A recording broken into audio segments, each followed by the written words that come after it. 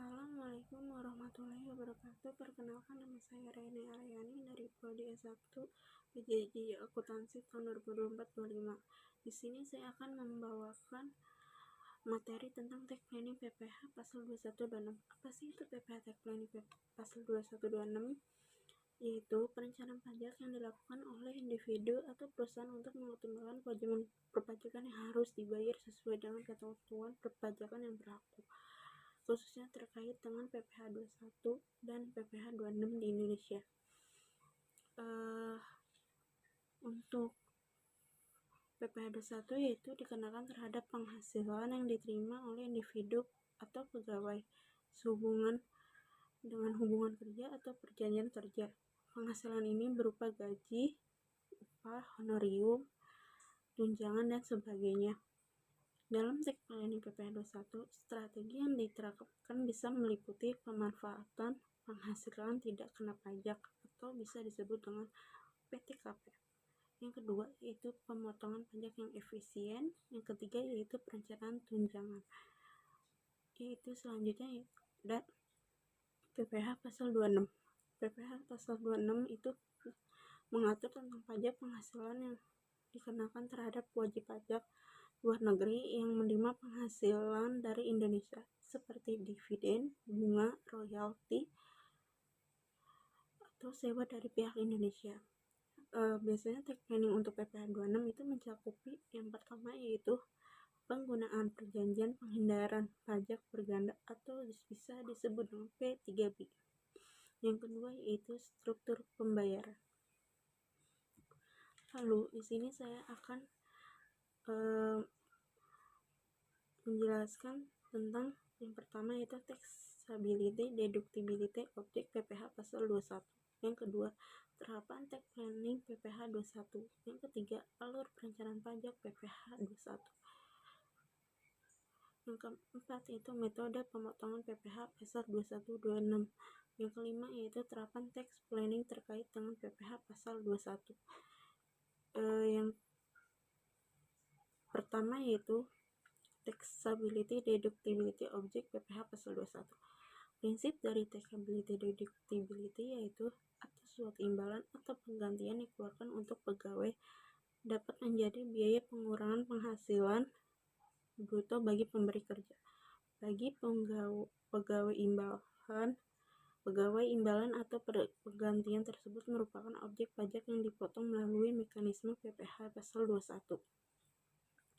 Sebaliknya, apabila atas pemberian imbalan atau penggantian tidak dapat dikurangkan sebagai biaya bagi pemberi kerja, imbalan atau penggantian tersebut bukan merupakan objek pajak bagi pegawai yang menerimanya. Yang kedua yaitu terapan tax planning PPh pasal 21. Perencanaan pajak untuk menghitung PPh pasal 21 dapat digunakan 4 alternatif menurut Zen 2007 dan Sahilatua 2013, yaitu yang pertama, PPh pasal 21 ditanggung pegawai, bisa disebut gross method. Yang kedua yaitu PPh pasal 21 ditanggung pemberi kerja atau net basis. Yang ketiga yaitu PPh pasal 21 diberikan dalam bentuk tunjangan pajak atau bisa disebut gross up. Yang keempat yaitu PPh pasal 21 mengkombinasikan metode algoritmik. Yang pertama yaitu PPh pasal 21 ditanggung pegawai atau disebut gross method. Dengan metode gross, jumlah PPh 21 tersebut akan dipotong dari penghasilan karyawan. Kewajiban perusahaan adalah menyetor PPh pasal 21 yang telah dipotong dari melaporkan PPh tersebut, sehingga dari sisi karyawan penghasilannya menjadi lebih kecil. Istilah yang sering digunakan adalah bahwa PPh pasal 21 dipotong oleh perusahaan, sedangkan dari sisi perusahaan tidak akan mengurangi laba perusahaan yang karena tidak mengeluarkan beban pajak. Yang kedua yaitu PPh pasal 21 ditanggung pemberi kerja atau net basis. Dalam hal ini, jumlah PPh pasal 21 yang terutang akan ditanggung oleh perusahaan yang bersangkutan, baik sebagian maupun seluruhnya dalam bentuk benefit in kind. Metode ini dikenal dengan PPh ditanggung perusahaan. Gaji yang diterima oleh karyawan tidak dikurangi dengan PPh pasal 21 karena perusahaan yang menanggung biaya atau beban PPh pasal 21. PPh pasal 21 yang ditanggung perusahaan tidak dapat dibebankan secara fiskal dalam menghitung PPh badan. Hal tersebut dikarenakan PPh pasal 21 dengan metodenya tidak dimasukkan sebagai faktor penambahan pendapatan dalam SPT PPh pasal 21 karyawan. Selanjutnya yaitu PPh pasal 21 diberikan dalam bentuk tunjangan pajak atau gross up. PPh 21 diberikan dalam bentuk tunjangan, maka jumlah tunjangan tersebut akan menambah penghasilan karyawan dan dikenakan PPh pasal 21. Dengan metode gross up besarnya tunjangan pajak kan sama dengan jumlah PPh pasal 21 yang terhutang untuk masing-masing karyawan. Gross up pada dasarnya hanya berkaitan dengan logika perhitungan yang dibuat sedemikian rupa sehingga tidak bertentangan dengan ketentuan perpajakan. Pemilihan metode gross up membutuhkan analisa komprehensif. Meskipun pengeluaran untuk penanggungan PPh pasal 21 karyawan secara fiskal dapat dibebankan sebagai biaya dalam menghitung PPh badan. Selanjutnya yaitu ada PPh pasal mengkombinasikan metode atau disebut mix-up. Metode ini bertujuan untuk membagi beban pajak PPh 21 antara yang harus ditanggung perusahaan maupun yang harus ditanggung oleh karyawan. Metode mix-up merupakan kebijakan perusahaan terkait remunerasi karyawan yang tentunya harus mempertimbangkan berbagai aspek dan idealnya terutama di dalam kontrak kerja. Dalam metode mix-up, perusahaan memberikan tunjangan yang besarnya tidak sama dengan pajak terhutang. Bagi karyawan, tunjangan tersebut akan menambah penghasilan karyawan yang akan diperhitungkan dalam pemotongan PPh pasal 21. Sedangkan bagi perusahaan PPh pasal 21 yang diberikan dalam bentuk tunjangan dapat dibiayakan oleh perusahaan, sedangkan jika selisihnya ditanggung perusahaan merupakan biaya non-deductible. Yang ketiga yaitu ada alur perencanaan pajak PPh pasal 21. Di sini ada alur perencanaan PPh pasal 21 berdasarkan Undang-Undang PPh. Itu dibagi menjadi dua, mekanisme taxability dan deductibility dan metode pemotongan PPh pasal 21. Di sini dalam mekanisme taxability dan deductibility itu ada metode gross up. Metode gross up itu dibagi menjadi 4 bagian, yaitu yang pertama upaya penghematan pajak dalam mengefisienkan beban pajak terutang. Yang kedua yaitu menghasilkan kena pajak yang lebih rendah. Yang ketiga yaitu PPh badan yang lebih efisien. Yang keempat yaitu SPT PPh badan. Untuk metode pemotongan PPh pasal 21 yaitu ada 3, metode NAT, metode gross, dan metode gross up.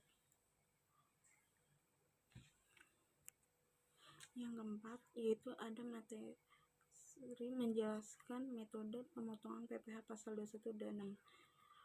Metode pemotongan PPh 21 dan 6 yaitu walaupun perhitungan PPh 21 telah diatur oleh DJP, namun PPh praktiknya setiap perusahaan memiliki metode perhitungan PPh 21 sendiri PPh 21 sendiri yang disesuaikan dengan tunjangan pajak atau gaji bersih yang diterima karyawannya.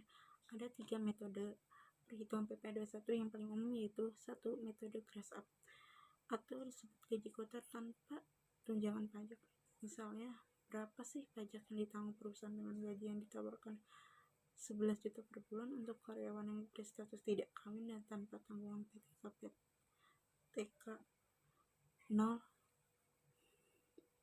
Metode gross up-nya yaitu gajinya 11 juta, biaya jabatannya 5% dikali gaji yaitu 550.000. Penghasilan neto sebulannya itu 10.450.000. Penghasilan neto setahunnya itu 125.400 juta. Hitung penghasilan Nah, pajaknya penghasilan itu setahun dikurang pendapat tidak kena pajak karena dia belum ada penghasilan, jadi dihitung TK0. 125.400.000 dikurang 54 juta, yaitu 71.400.000.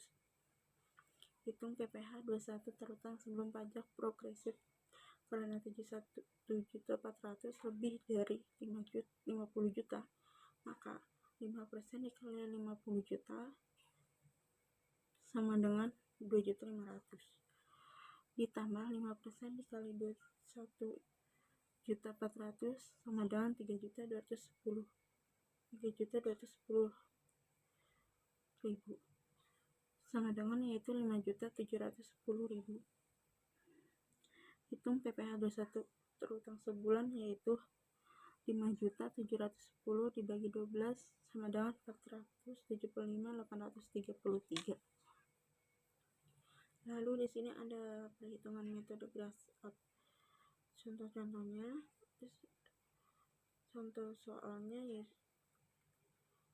ada metode net gaji bersih dengan pajak ditanggung perusahaan.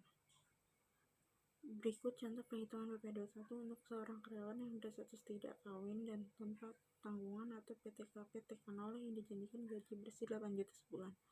Gajinya 8 juta dikurangi biaya jabatan 5% dikali 8 juta yaitu 400.000. Penghasilan netonya 7.600.000.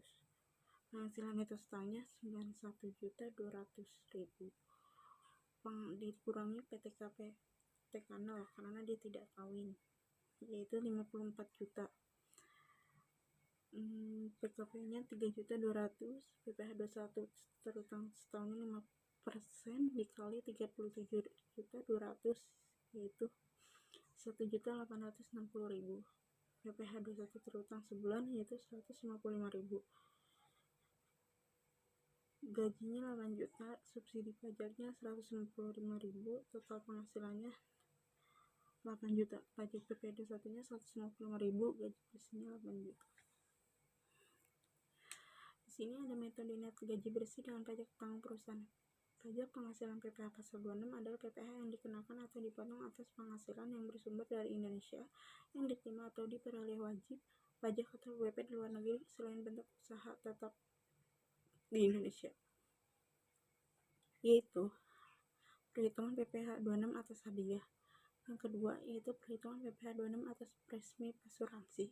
Yang ketiga yaitu perhitungan PPh 26 atas gaji orang pribadi. Yang keempat yaitu PPh 26 atas pendapatan perusahaan asing atau BUT. Yang kelima atau perhitungan PPh 26 di bawah tax treaty. Lalu di sini ada perhitungan PPh 26 atas hadiah juga. Terus perhitungan PPh 26 atas premi asuransi. Lalu ada perhitungan PPh 26 atas premi asuransi juga. Di sini ada contoh soalnya. Terus yang selanjutnya perhitungan PPh 26 atas gaji orang pribadi juga ada. Terus ada perhitungan PPh 26 atas pendapatan perusahaan asing. Ada perhitungan PPh 26 di bawah tax treaty. Terus di sini ada perhitungan PPh 26 di bawah tax treaty. Sementara itu, apabila negara asal wajib pajak dan pemotongan PPh pasal 26 tersebut merupakan negara yang mempunyai tax treaty atau P3B dengan Indonesia, maka tidak akan dikenakan pajak penghasilan pasal 26. Atau dalam perjanjian P2B tersebut disebutkan ada ketentuan besar dari tarif tertentu, yakni mulai dari 0% hingga 20%. Lalu di sini yang kelima atau terakhir yaitu ada terapan tax planning terkait dengan PPh pasal 21. Pengertian terapan tax planning terkait dengan PPh 21 yaitu pajak penghasilan yang dikenakan terhadap penghasilan yang diterima oleh perusahaan diterima oleh individu baik dalam bentuk gaji, honorarium, upah, tunjangan atau bentuk lain yang bersifat sejenis. Salah satu tujuan tax planning yaitu terkait PPh 21 adalah untuk mengoptimalkan kewajiban pajak secara sah dengan cara merencanakan penghasilan yang diterima agar dapat meminimalkan beban pajak yang harus dibayar. Selanjutnya yaitu ada beberapa strategi tax planning yang dapat diterapkan terkait dengan PPh pasal 21. Itu yang pertama, ada pemanfaatan penghasilan tidak kena pajak atau bisa disebut PTKP. Yang kedua yaitu pengaturan struktur gaji dan tunjangan. Yang ketiga yaitu pemanfaatan potongan atau pengurangan pajak. Yang keempat yaitu pembayaran pajak secara berkala. Yang kelima yaitu pemanfaatan penghasilan kena pajak untuk pengurangan lain. Yang keenam yaitu fasilitas pajak untuk pekerja yang mendapatkan penghasilan tidak tetap. Yang selanjutnya itu ada manfaatkan program penghargaan dan insentif dari perusahaan. Yang selanjutnya itu ada pengaturan penghasilan dari sumber lain. Lalu selanjutnya mengoptimalisasi status pajak atau disebut single atau keluarga. Yang terakhir ada konsultasi dengan konsultan pajak. Sekian presentasi dari saya.